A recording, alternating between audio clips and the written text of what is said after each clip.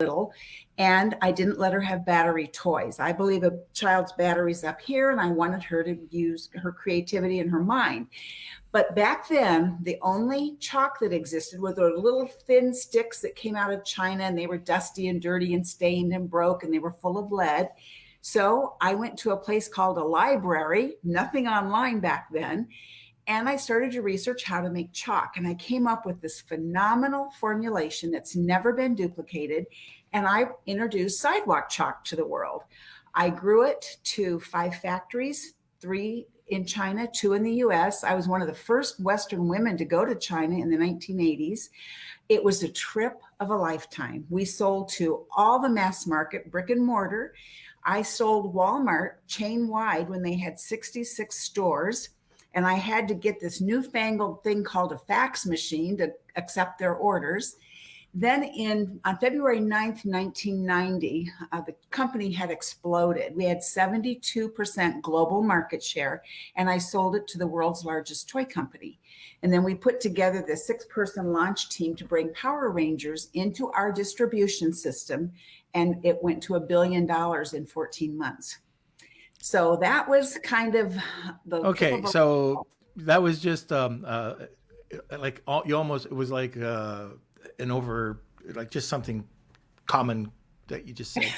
So you sold the chalk, and by the way, I have to thank you. My driveway was covered with your chalk many days because of Kelsey and his brothers. But you got involved with Power Rangers, and what was that? You just kind of got $1 billion in sales.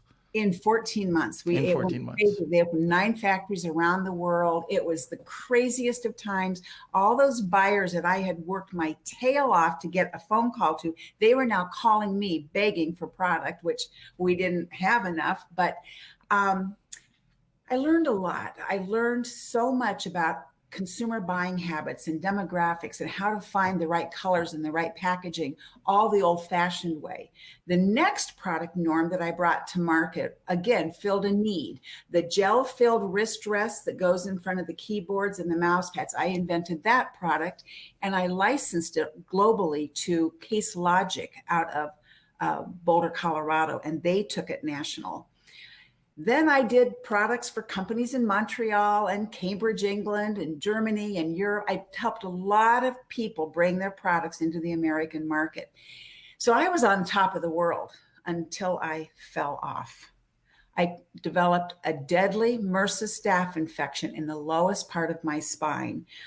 I was fighting the battle of my life for 6 months. I had final rites twice, 6 surgeries, and had to learn to walk again. And that's when I became crazy about finding a way to kill germs that didn't use chemicals, that was all natural. And I went back to the way I know how.